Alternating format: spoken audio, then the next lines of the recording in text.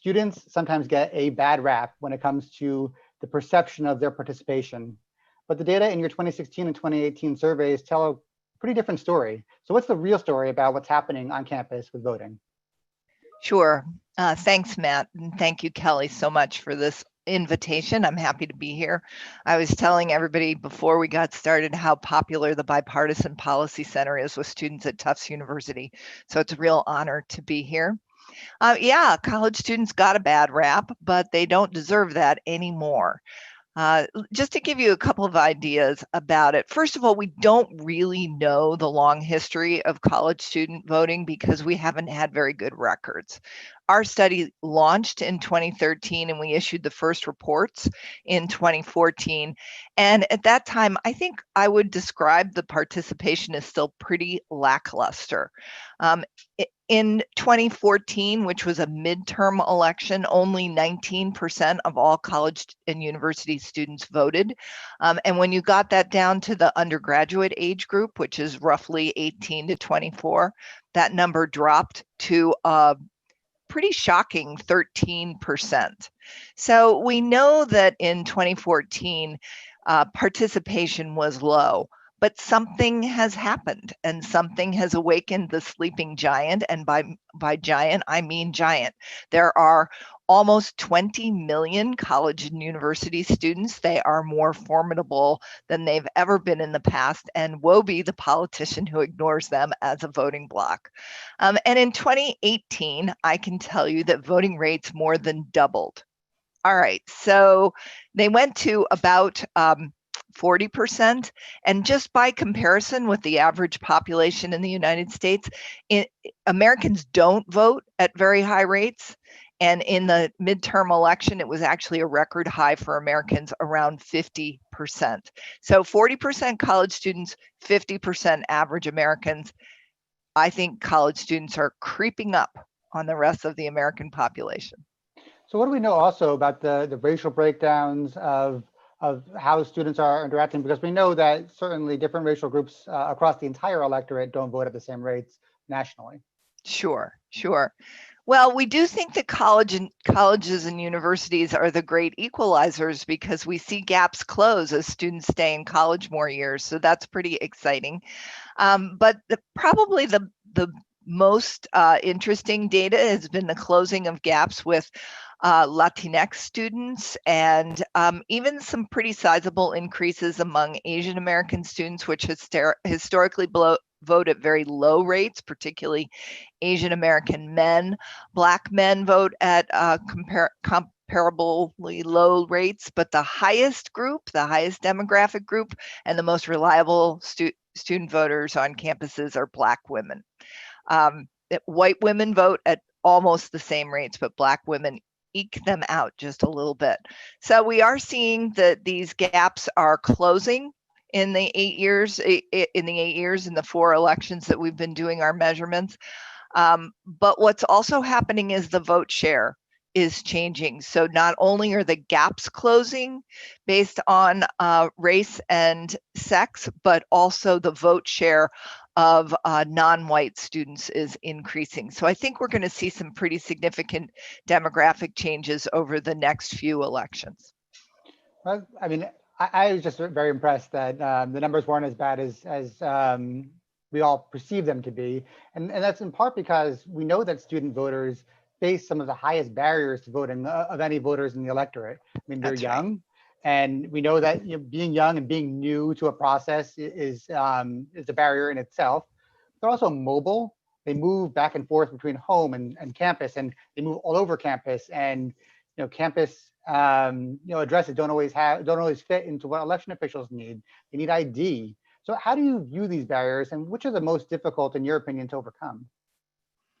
Well, I view them as unnecessary and borderline suppressive, if not actually suppressive. Look, let's face it, Americans vote at low rates compared to other democracies around the globe. The United States ranks 26th out of the 32 democracies that actually measure voting. So we need to have a national conversation about the quality of the voting experience nationwide. But the problem, as you point out, Matt, with college students is that they are mobile and they are young, and that combination is a disaster for voting. There's a very steep learning curve for college students around the technicalities of voting. And when you get into situations where the students are not commuting, but are instead are attending a school across state or out of state, they have a dual burden that most Americans can solve with one identification card, and that's a driver's license. It will show that I am who I say I am, and it will show my address. For college students, a driver's license will show that they are who they say they are, and there are many states that will not accept a driver's license from out of state. So that's a ridiculous burden. I mean, we should at least make driver's licenses and other forms of ID portable. But in addition to that, students have to prove residency. And that's a whole other ballgame. That's an added burden. This is where I think colleges and universities can really step up to help students prove that they not only are who they say they are, but that they reside near campus and have a right to vote from campus. I mean, I definitely can say that from personal experience. It's been a while since I've been on campus, but when I tried to register, when I went to my undergraduate institution in Philadelphia, they asked me to provide a water bill. I don't have a water bill for my dorm room, and these are the kind of pieces of information that I think other voters can certainly access, but students don't. So Well, I think and that we just real quick, we've been working with the University of New Hampshire. You know, New Hampshire's not a lenient state. It's a strict state when it comes to voting. But for some reason, the UNH and the Secretary of State's office has gotten together and created an app that students can use, and they flash the app, and that shows the local voting official not only that they are who they say they are, but that they live locally. And we think that's a great idea, and it's replicable. Any campus can easily create this app. certainly, I think we are on the march towards modernizing elections. That's a good example, and I think certainly any modernizations are going to help student voters even more than the average electorate. So I think we've established certainly that students in a regular election year have higher burdens, but I don't think anyone would consider what's happening right now a normal election year. And I'm not even talking about the political process. I'm talking about COVID. COVID has upended everything. And so how do you think that's going to impact students even more greatly than other people in the electorate? Yeah.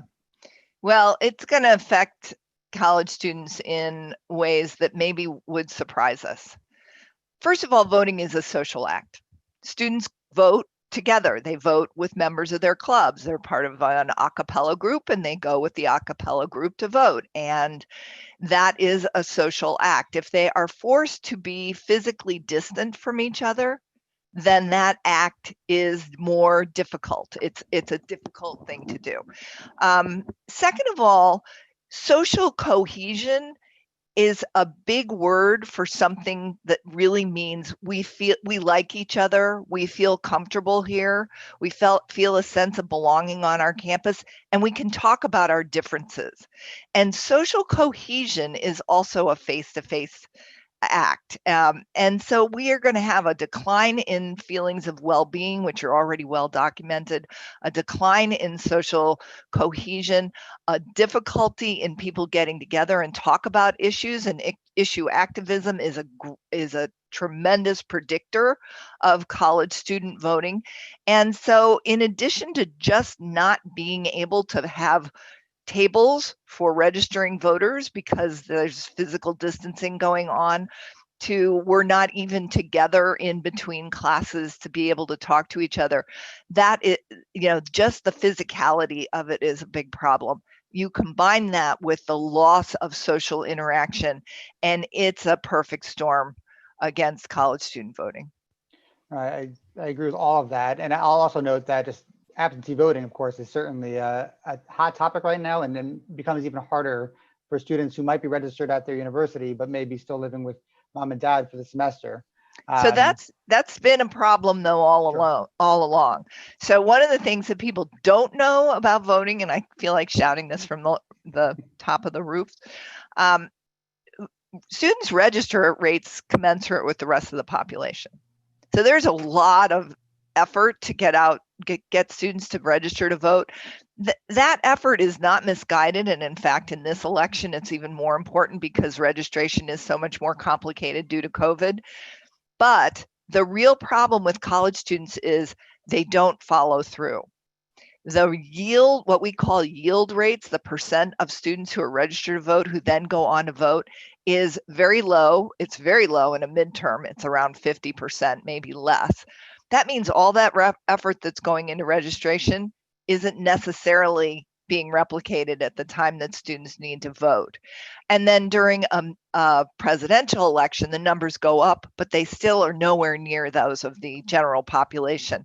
And so what we need to be focusing on right now is not just how do we register students, how do they choose where to register to vote if they are remote, or if they are sitting this one out for a semester, or they are on campus and are worried about where they might be in 50 days on campus.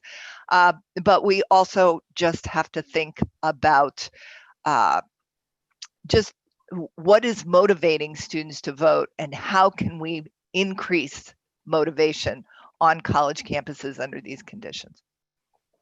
So I'm going to ask one more question with my prerogative as the moderator of this session, but I do want to turn to as many questions as we can, and we have about 8 minutes left in this session. So I encourage you, if you have a question for Dr. Thomas, get that in there to our chat box, or sorry, Q&A box at the bottom of the screen if you're on Zoom, or into the YouTube or Facebook feed comment section. Please submit those now. So what is the role for university presidents and other institutional leaders to create the conditions for the right motivations and to remove as many barriers as they can? Yeah. So we don't just study voting rates of college students. We also do what we call our campus climate studies. And what those are they're studies of outlier campuses that their voting rates dramatically exceed what we would predict them to be. So, for example, a campus we predict it based on a variety of factors to have a voting rate of this, and instead their voting rate is 19 percentage points higher, 13 percentage points higher. So we have been studying those campuses as well as others. I think at this point we're up to close to 23 campus climate studies. And so we think that the role of president is very important because we've seen effective presidents on effective campuses. And so one thing that presidents need to do is they need to have a little heart-to-heart talk and say, what is my role going to be? Am I going to be the cheerleader? Am I going to be the delegator? Am I going to stand in front of students and give talks? Am I going to model something? Am I going to teach a course in this? There are presidents who actually have the time to teach a course. And so that's one thing, is they need to decide what their role is and be very visible. We are hoping and asking and actually challenging college and university presidents to use their stature in their states to ensure that students' civil rights to vote are not deprived. In other words, fight suppression, fight excessive inconvenience. And we think that college presidents should be out front and making that case on behalf of their students. We also know that faculty members are going to be the most direct and consistent communicators with students this fall. And the challenge there is getting the faculty members to step up to fulfill that role. That's something that presidents can do and work with provosts and vice presidents of academic affairs and deans and chairs to get faculty members to step up and play more of a role this semester. It's going to be absolutely imperative. So cheerleader, delegator, and advocate, I think, would be the three roles that I'd like to see presidents do. I say that with a little bit of an apology in my voice, because I know that presidents feel like they're drinking out of a fire hose right now, and they are, but I can't move the election. I just can't do it. And it's historic, and they just got to do it. I will double down that. The election is not going to be moved. It's going to stay on November 3rd. I promise that. Right. So we have a great question coming from our Zoom feed from Barbara. And her question is two parts, and then I'll add my own addition to it, which is, how do you overcome the cornucopia of state laws with respect to absentee voting, particularly on students? But also, how about some states' efforts to take away vote centers from campuses? And I think the most obvious example of that is that we got news out of the University of Georgia yesterday that even though they are going to be doing football in the fall, they seemingly cannot find room for a vote center on campus, and instead will be busing students who are interested to vote centers off campus. So how do we overcome these challenges? Yeah. Well, one would hope to the first one that the secretaries of state and the local officials would work with campuses to provide educational programming to students to make sure they understand their rights and their responsibilities when it comes to voting this fall. And yes, it is extremely complicated. I've seen schools put together videos explaining literally, here's a ballot, here's how you fill it out, here's what you need to do. There are different laws in each state for mailing in ballots. For example, some require that you have a copy of some form of identification that you mail in with the ballot, or others require that you have a signature on file and that the signature on a ballot envelope matches that signature, or it needs to be witnessed. These are convoluted waters. They're just really difficult. So the campuses need to help the students navigate those waters. And a lot of campuses don't have the resources to put up their own websites that demystify these processes. There are lots of national websites. There are lots of very good campus websites that help students from all over the country navigate these waters. I am very happy to put together a list of some of those and make it available to your watchers. Great. So as for the University of Georgia, I'm going to take the very charitable view and assume that the president didn't read our stuff. Look, this is outrageous. It's absolutely outrageous. When we put out Election Imperatives 2020 about 5 weeks ago, two things were in there. Presidents, protect your students' civil right to vote, and use your biggest physical spaces for person-to-person voting. And that would be your stadiums or your gymnasiums. They can be safe spaces for voting. They are a lot safer, frankly, than the buses that the students might have to pile onto in order to be driven to another polling location. And don't forget, there are other options like drop boxes. Drop boxes are a great opportunity for students to be able to vote, and they are safe. And there are lots of examples of them being used effectively all over the country. The idea of declining a polling location to a campus with a very large student population is crazy. Florida tried to do it in 2018.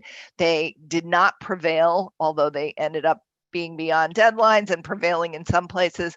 But the point in Florida was that some buildings could get serve 2,000 voters, and they would get a polling place, but Miami-Dade with its 50,000 voters could not.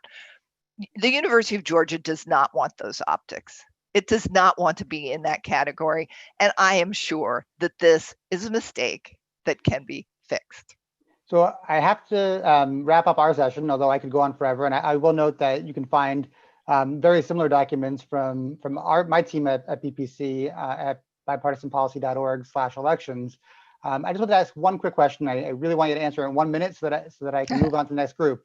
But it comes from a Zoom viewer, Michelle Manat, about which student affinity groups have the best record at encouraging and supporting students to vote. Is it sororities, fraternities, is it sports clubs? What, in your opinion, is the best way to reach voters where they are?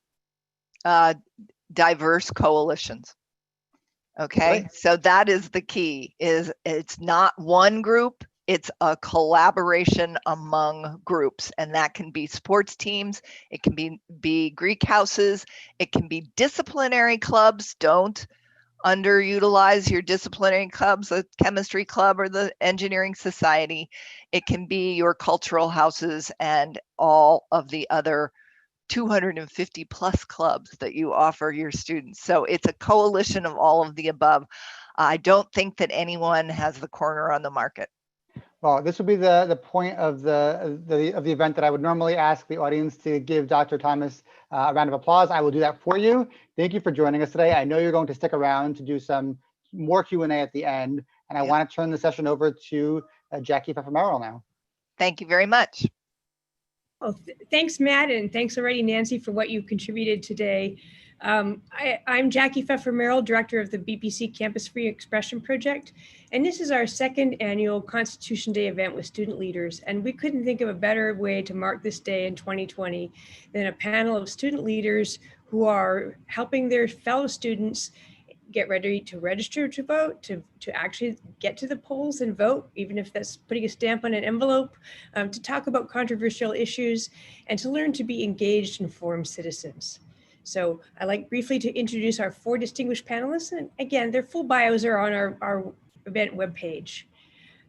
First of all, Anna Cannoli is a senior at James Madison University and a democracy fellow at its Center for Civic Engagement, where she has a leading role in its Civil and Campus Vote project. Brendan Flatterly is a senior at St. Anselm College and also a Kevin B. Harrington student ambassador at the New Hampshire Institute of Politics based on that campus, where he is co-chair of the Civic Engagement Committee. Emily Garcia is a junior at Arizona State University, and she is that campus's Bridge USA chapter president, and she's also Bridge USA's National Director of Youth Engagement. And finally, Mackenzie Meadows is a junior at American University, and she is American University chapter president of Black Girls Vote. So welcome all, and thank you all for joining us today. Mackenzie, I'd like to start with you.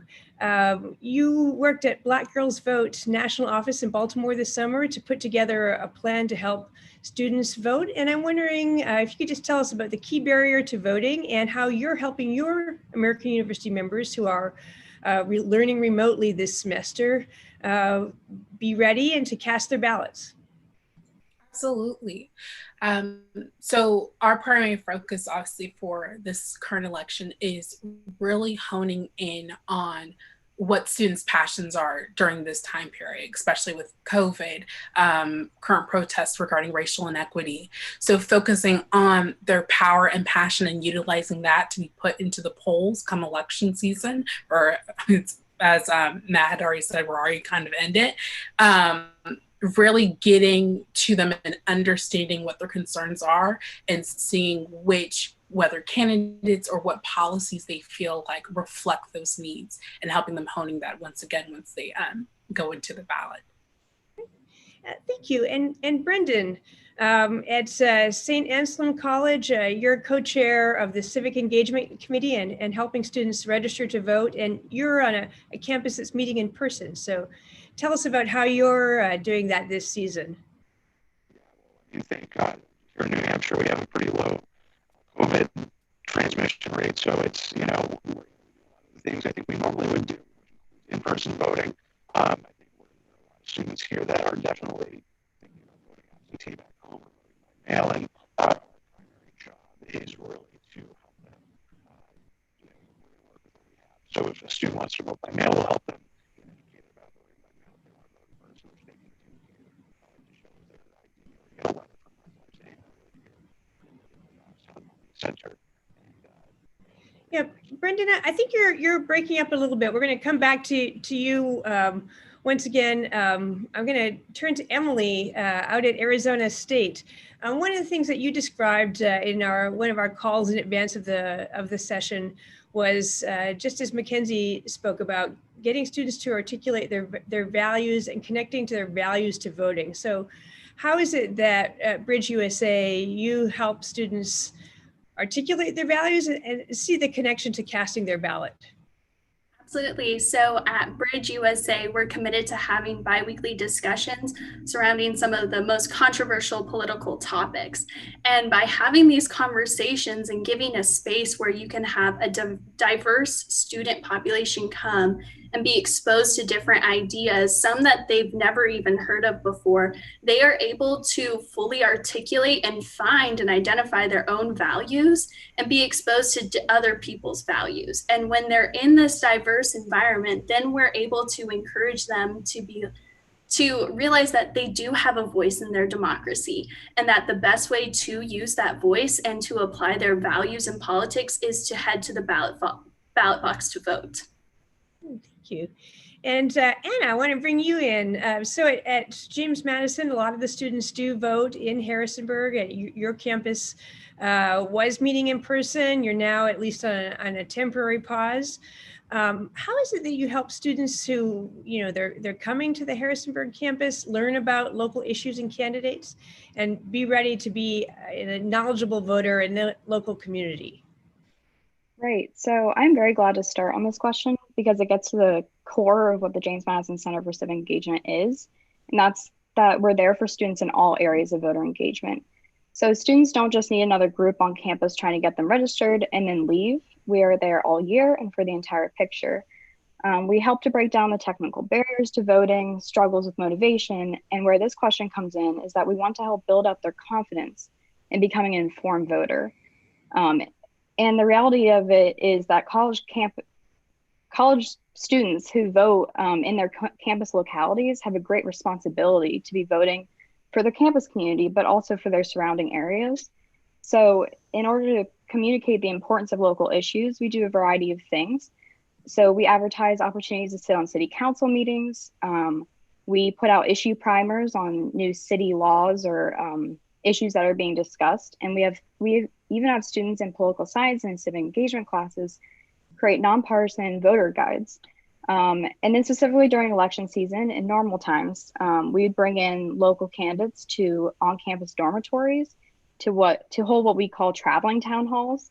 And then this year, this is being held virtually so that students really get to hear from these candidates, get to know them, and all the while learn how this local or state level elected position really impacts them as students and vice versa.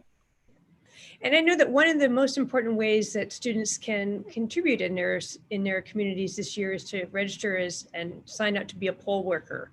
So Yes. many of the poll workers are older people who feel like that it's not safe during COVID-19. So I know that JMU Civic is working on that. So can you tell us just a bit about that? Yeah, so you already introduced it very well. I mean, this is an opportunity that we've advertised every year. It's always an option for students to do, but it really has been increased to a high level of civic duty for our young people. And the way we go about it is, one, we like to do a lot of advertisement in our academic localities on campus. So we even have a couple courses that are focused specifically on civic engagement. And as a class requirement, those students will apply to be election officers or poll workers.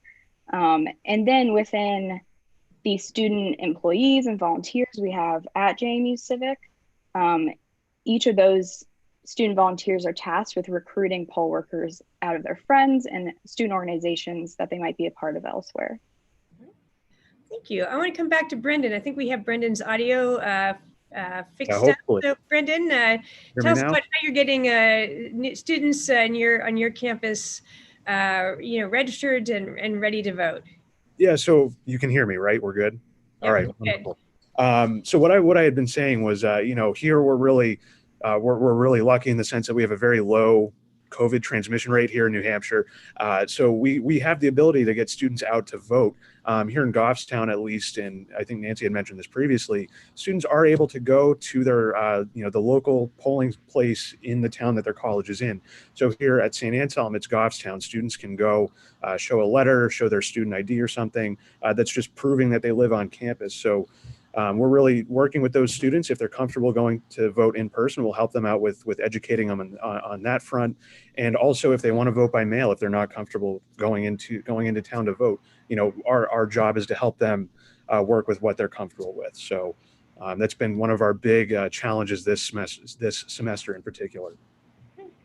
Thank you. I want to, as we talked about, it's not just enough to register to vote, and you also have to actually vote, but in between you need to become knowledgeable about the issues. And Emily, I want to come back to you. Bridge USA at ASU has hosted the Bridge the Gap event. So can you just tell us what is a Bridge the Gap event and how do you put them together in this time when you're hybrid on your campus? Yes, absolutely. So our Bridge the Gap event is our signature event that we hold annually. And it features, last year we had over 162 students in attendance. We had 9 faculty members that were leading discussions. And the whole program is centered that we have individual roundtable discussions that are being held all at the same time about the biggest topics in politics. So we had a table devoted to discussing the Green New Deal, Black Lives Matter, police brutality, gun rights, and then even voting rights. And we have professors that are leading these questions that actually get to the core of why people maybe agree or disagree with a policy. So it's a huge event. There's a lot of energy going on in the room when you have that many people discussing politics.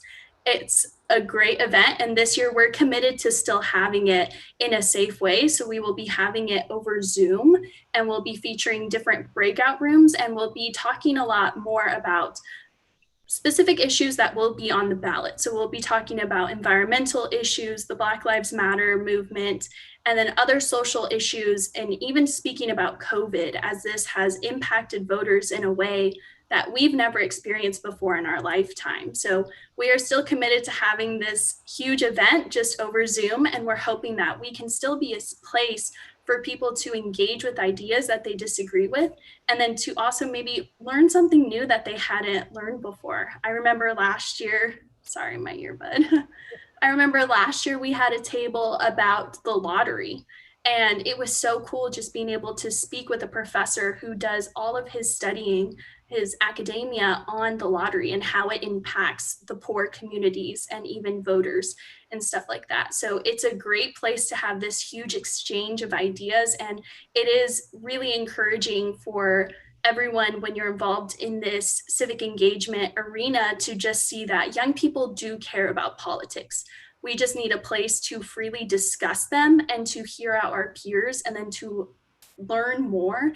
And then once we do that, we feel empowered. We feel like we do have a voice. And so that's why we're committed to having it. If we can, we will have it a smaller in-person event in spring.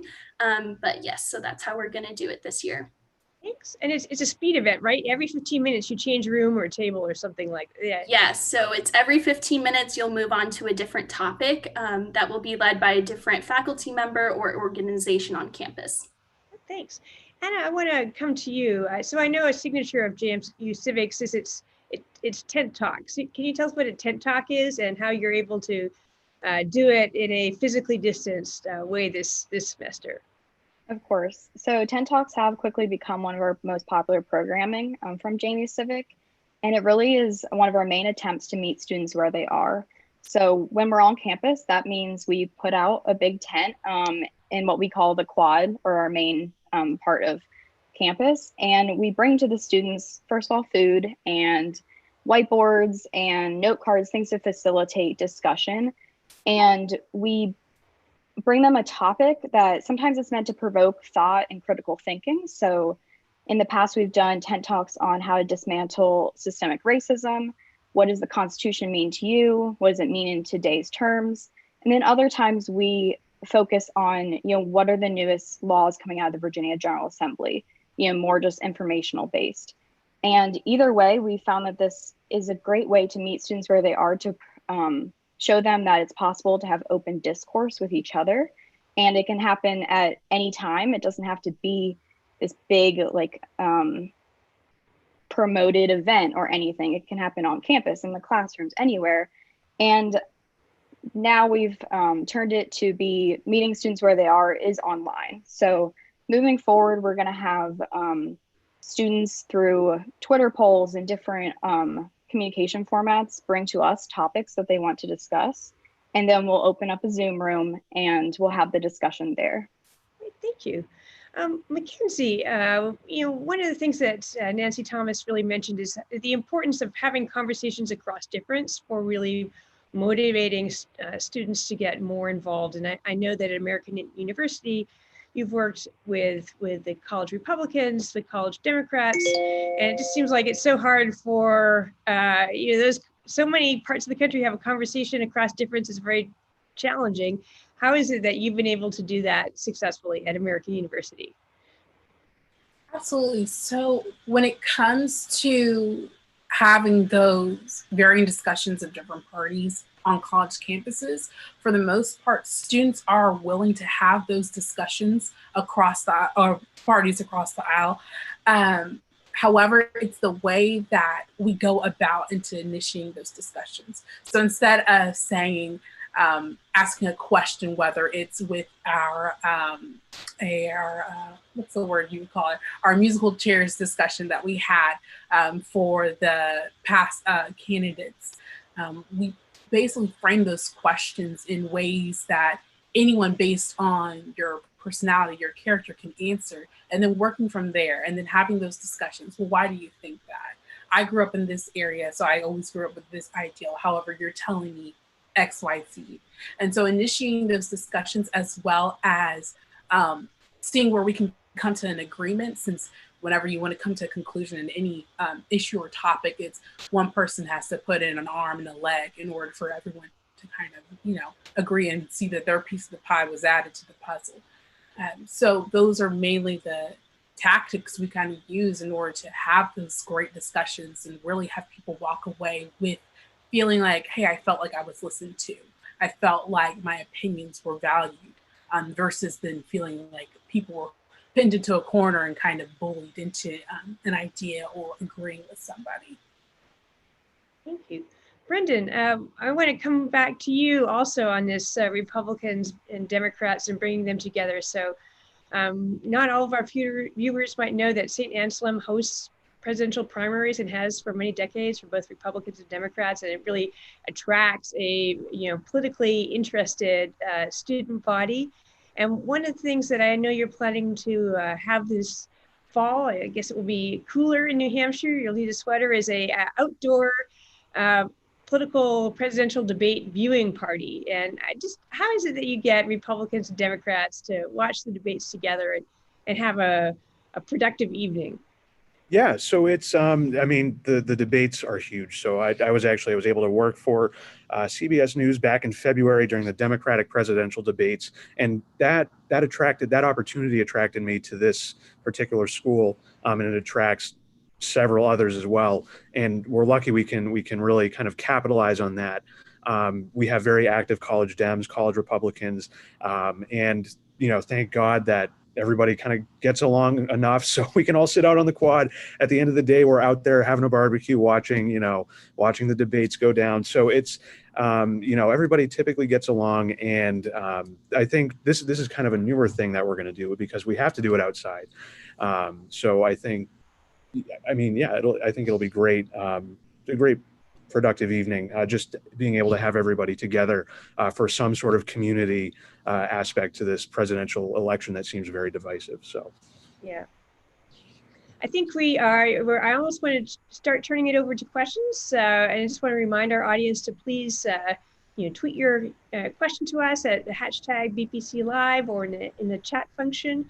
But I want to ask about the day after the election, because the election might not even be settled on the evening of November 3rd, and there's going to be discussion over the implications. And I just want to ask about what people are planning for the days following the election. And Emily, I think I'll start with you. So I know that Bridge USA, after the last event, the 2018 election, had, I think it was called Let's Taco About It, and served tacos to talk about the election, and had speakers. I guess you won't be serving tacos this year, but can you tell us what you're planning for post-election so that people can understand the implications and move ahead?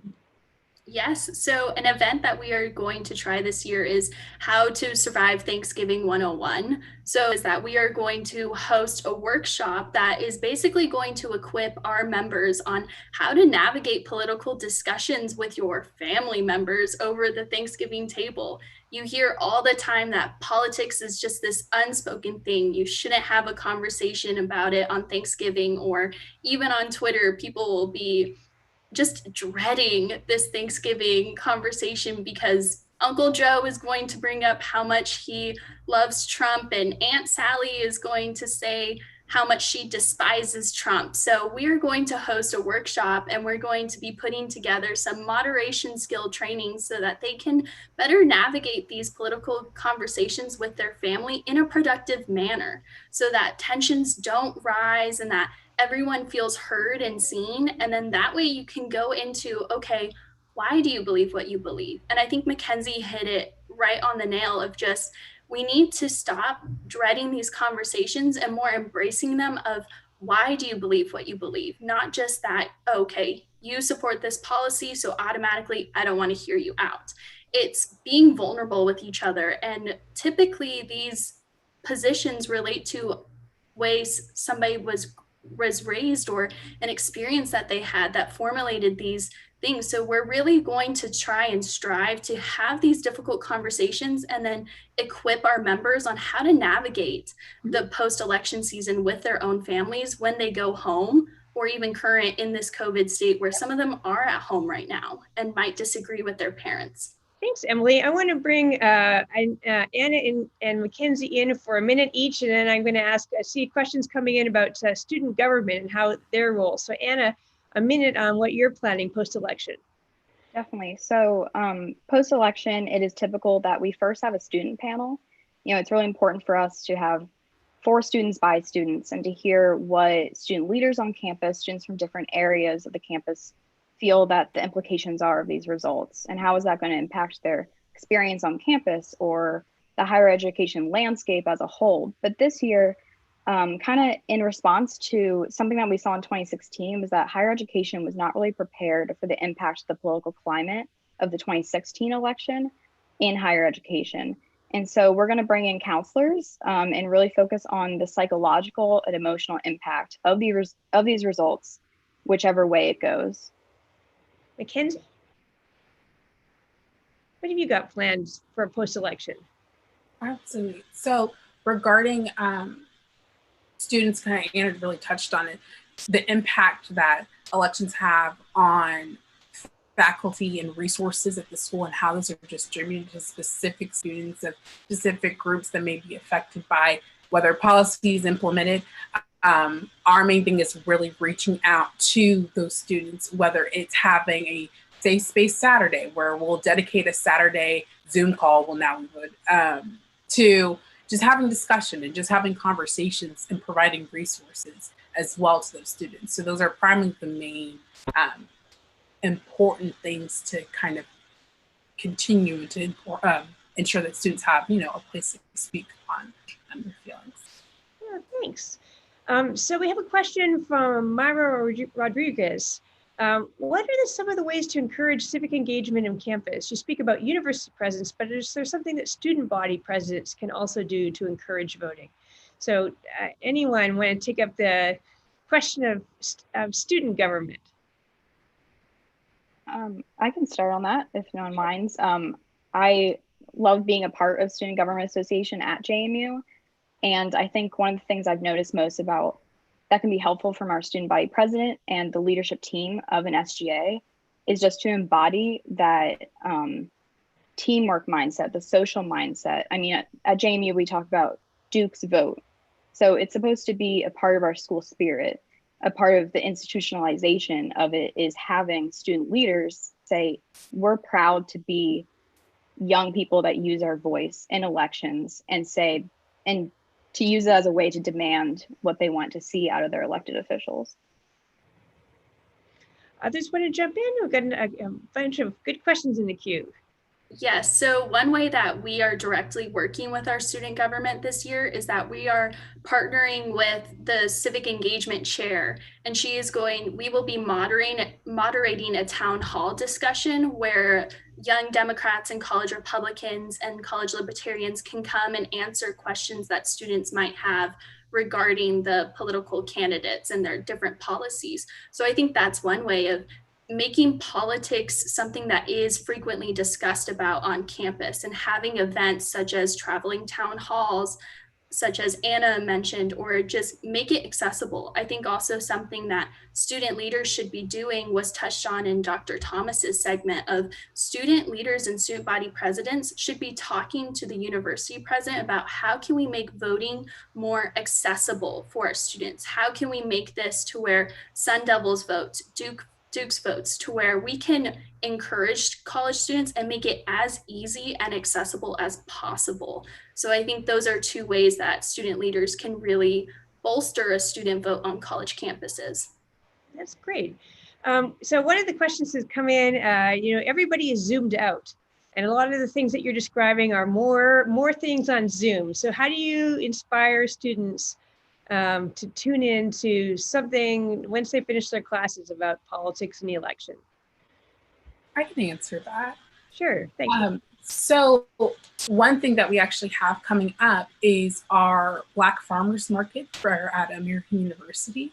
So really incorporating specifically freshmen into their environment that, they would be attending in the fall, really is a way of getting students kind of, doing something fun, something that's interesting. I would love to find out about who are the local Black-owned businesses for us specifically that are in the DMV area that I could shop online for, or if I anticipate going to DC sometime soon or in the next semester, I can go and interact and talk to their owners, really see how COVID has impacted them specifically.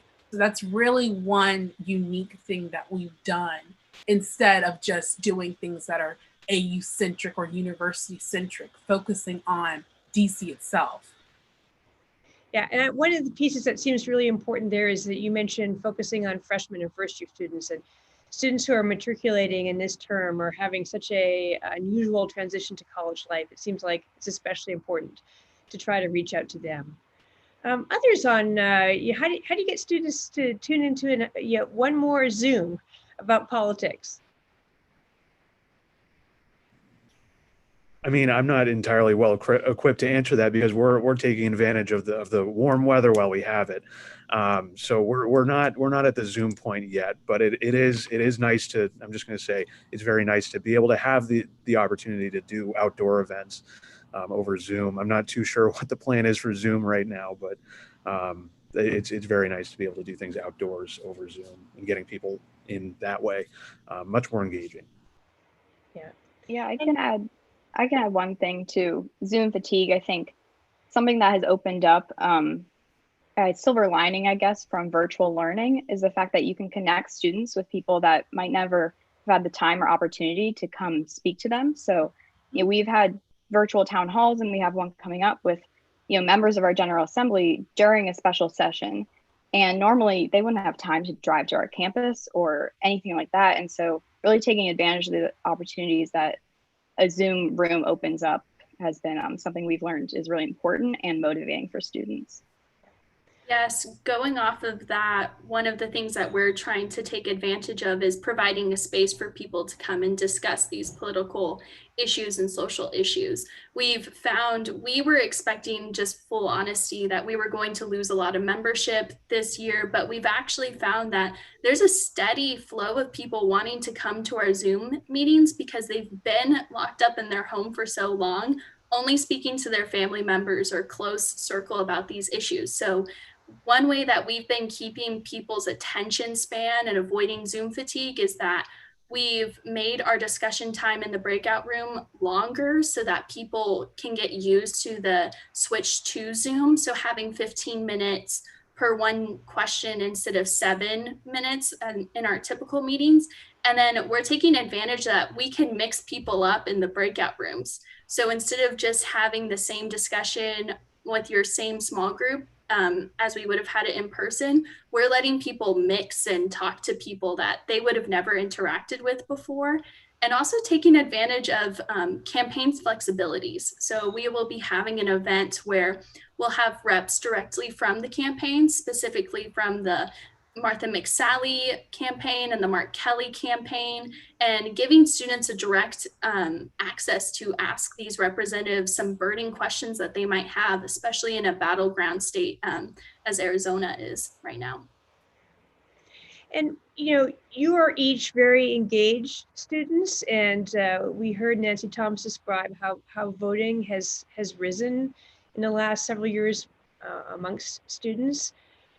But there are students who really do say, I'm just so disillusioned with the way that the country is right now, and I'm just so beside myself with COVID and polarization. I don't want to get involved. So for those whom you encounter who really are disenchanted with politics in the country today, how do you make the pitch? You should reconsider and think about getting involved. I can definitely answer that. Yeah. A lot of the students who say, when people come at them and say, hey, it's important to vote, make sure you're registered to vote, a lot of them are feeling as if people are, or just whether it's their parents or anyone else, is making it seem as if voting is the one-stop solution to all the social issues within the United States of America. To an extent, it's a great tool as to getting your voice heard, but I think they are missing or feeling like there are other forms of, whether it's protest, whether it's getting involved with community organizations. For Black Girls Vote, we really stick to getting involved with whether DC-based, Baltimore-based organizations and working with them into making voting more accessible to those who feel like they don't know exactly what to do. Recognizing that kind of hurt or kind of exclusion that they felt is the main way of kind of advertising the importance of voting. Hey, in the sense of, hey, I understand what you're saying, but know that this is just one foundational step to getting and achieving those other desires or wants for your personal needs. So not dismissing protesting. A lot of people kind of say, hey, protesting or other forms of political involvement is not the same as voting. You have to take account and note that both of them go hand in hand together. You go protest. You go work with your community organization. So that's mainly what we do. That's great. And I see Nancy Thomas is going to come in on this too. Sure. Hi, everybody. You're doing a great job. Fantastic. I can't wait to visit your campuses. So just one thing about the non-voters, the people who are disillusioned, it's important for them to know that if they don't vote, they're invisible. And by that, I mean that the elected officials do not care about non-voters. I was talking to somebody who's just running for school board, and I said, how do you pick the doors you knock on? This was, of course, a couple of years ago. And he said, well, I certainly don't go to the ones where nobody votes. They don't listen. They don't care. You're invisible. So even if you vote and your candidate doesn't win, you're at least on the record as somebody who's holding these elected officials as accountable.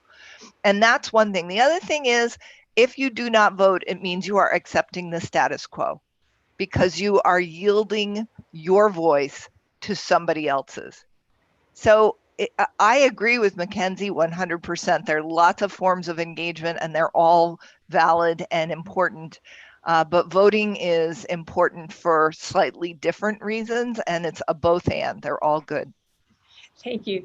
And we just have a couple minutes left. And I want to have the last question to Brendan. So we're celebrating Constitution Day today. But I understand at St. Anselm, you have a whole Constitution Month that includes today and National Voter Registration Day next week. And just can you tell us in a sentence, what kinds of things are you doing at St. Anselm College to mark Constitution celebration? Yeah, well, so it's a whole month-long extravaganza, like you had mentioned. Today is Constitution Day, so we're handing out little pocket constitutions to students as they go between classes and stuff. Just to remind them that the Constitution is very important to uphold and everything like that. We follow that up on Tuesday this year with National Voter Registration Day. So our committee is participating in that event. So we're going to be distributing information on mail-in voting, on absentee voting, on voting in person here in New Hampshire. A lot of students come here and vote here because their voice, consensus is that their voice has a little bit more weight in this state than it would back home. So a lot of people will vote here. So we just help them out with meeting them where they're at. We also pass out some Ben & Jerry's as a little incentive for them to come and get that info. So it's all around, it's an excellent month. And it's a pleasure to be able to help kind of coordinate all of those efforts. Well, that sounds terrific. And alas, we are at the end of our time. So I just want to say thank you very much to Anna, to Brenda, to Nancy, Mackenzie, Emily for joining us today and sharing your expertise, and to our audience for tuning in and the excellent questions. Here at BPC, all of us know that those of you on colleges and university campuses, whether you're hybrid, remote, or in person, are having a most difficult and challenging semester, and we're wishing you the very best in the weeks ahead. Please subscribe to BPC on our YouTube channel, and you can visit us at bipartisanpolicy.org to learn more about our elections project, about our campus free expression project, and to subscribe to our newsletters. So thank you very much. Good day, and bye-bye for now.